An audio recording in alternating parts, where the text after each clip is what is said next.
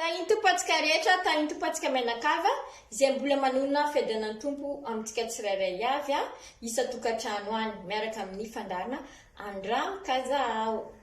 Za moa ry havana Soameva izay manao fandarina Aky Cuisine eto amin'ny fandarina Andram-Kazahao. Ny voalohany teniko moa za niaraka tamin'ny fandarina Andram-Kazahao tamin'ny le 22 décembre 2019 za voalohany teto. De nanaraka ity fandarina ity moa zaho de resy lahatra nanao batisa tamin'ny le 25 octobre 2020. De teto ihany fa maro ny zavatra hita, maro ny zavatra tsy ampoizina amin'ny fiainana, nanova fiainana be dia be moa izy ity de za moa tena resy lahatra eto amin'ny fandarana fa tsy malala ninina fa ity fandarina ity ihany na aiza ny misy anahy de ity foana ny atantsaiko. De zao koa ry havana tamin'le 31 janvier 2021 za nanomboka nanao fandarina Aky Cuisine. De zany koa fa miarahaba antsika rehetra izay natratra izao 3e anniversaire izao ny Aky Radio izay mpanaraka fandarina eto de miraroso antsika rehetra de aingany antsika rehetra mba ahazo ositra tsirairay avy amin'ny fandarina Andram-Kazahao indrindra fa amin'ny Aky Radio androany fitsingerenan'ny taonany fahatelo taonany Aky Radio. De mankasitraka amin'ny pastera manokana, mankasitraka pastera mivady izay amin'ny fikarakarana isan'andro eto amin'ny fandarina Andram-Kazahao amonjena ny fanahin'ny olona maro.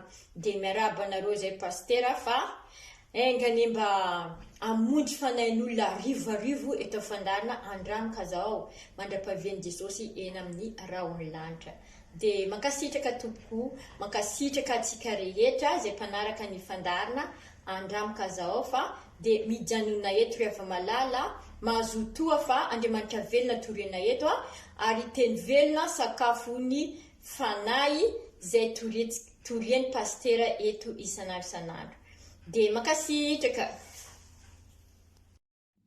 Paly miarahaba antsika rehetra indray amin'ny anaran'i Jesosy Kristy izay mpanaraka sy mpiaino ny Aky Radio izay natratra ny fahatelo taona nanaovana ny asa fitoriana sy ny tenin'Andriamanitra sy ny hira fiderana tamin'ny alalan'ity onjam-peo ity. Andriamanitra ne hitasy ampitombo ny fahasoavana an'izao onjam-peo izao ry havana. Ho maro anie ny fanahin'ny olona voavonjy sy azo hery amin'ny alalan'izao onjam-peo izao. Araka ny tenin'ny soratra masina manao hoe fa ny fanantenana no amonjena ny mino izay hitantsika amin'ny Romanina 9:20. Ny andon'ny lanitra sy ny tsirony tany anie pastera mivady sy ny ankonany angady nananana sy vinahitana izao onjam-peo izao ka de makasitraka indrindra anareo tompoka. Andriamanitra manakare-pahasoavana omba sy tahanareo mianakavy kely mandrakariva. Eto am-pamaranana sady ry havana de misy fijoroana vavolombelona kely izay ataoko nefa lehibe amin'Andriamanitra izany fijoroana vavolombelona izany. Izao ry havana 3 taona sady zay no nanarahako an'ity Aky Radio ity de ny zavatra reko sy tsapako de zava-dehibe teo amin'ny fiainako de ny valimbavaka izay azoko maro dia maro.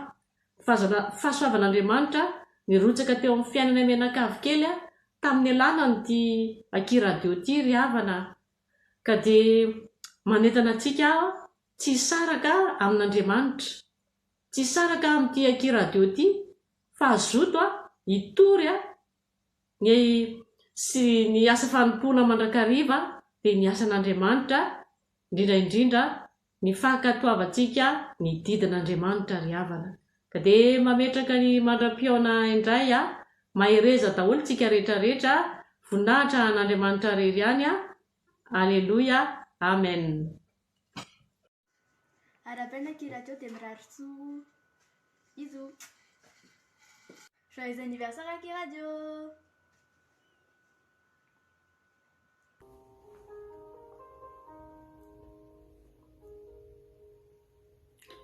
dia faly miaravantsika rehetrarehetra indray amin'ny anaran'i Jesosy tonga somatsara eto amin'izao fankalazana ny fahatelo taonany Akiradio.